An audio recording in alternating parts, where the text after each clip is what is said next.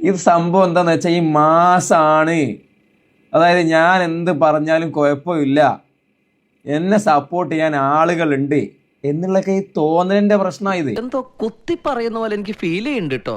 കുത്തിയില്ലല്ലോ, കുത്താൻ പോണല്ലേ ഉള്ളൂ. പല ആളുകളുടെയും എടുത്തു ചാട്ടങ്ങള്. ഞാൻ എന്ത് പറഞ്ഞാലും ഒരു കുഴപ്പമില്ല, ഞാനാണ് ഇവിടെ രാജാവ്.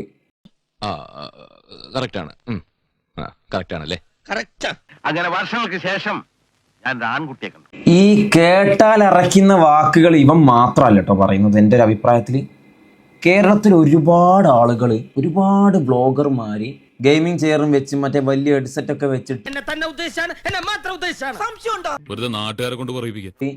അപരാധം എന്ന് പറഞ്ഞാൽ അൾട്രാ പ്രോമാക്സ് അപരാധം വിളിച്ച് പറയുന്നുണ്ട്. പച്ചത്തെറി.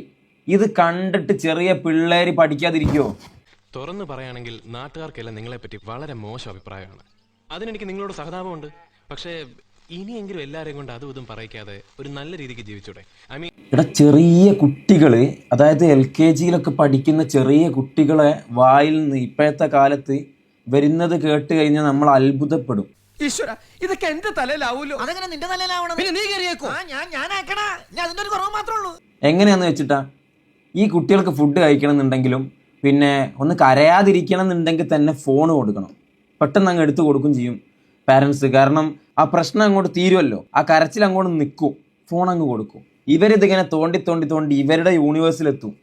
ഇവരുടെ യൂണിവേഴ്സ് എന്ന് പറഞ്ഞാൽ ഇൻസ്റ്റഗ്രാമിലും യൂട്യൂബിലൊക്കെ ആയിട്ട് ഒരു മിനിറ്റിൻ്റെയും 30 സെക്കൻഡിൻ്റെയൊക്കെ പച്ചത്തെറി വിളിക്കുന്ന സാധനങ്ങൾ മാസമായിട്ട് അങ്ങനെ പടച്ചു വെച്ചിട്ടുണ്ട്. അബദ്ധം പറ്റുമോ സാറേ?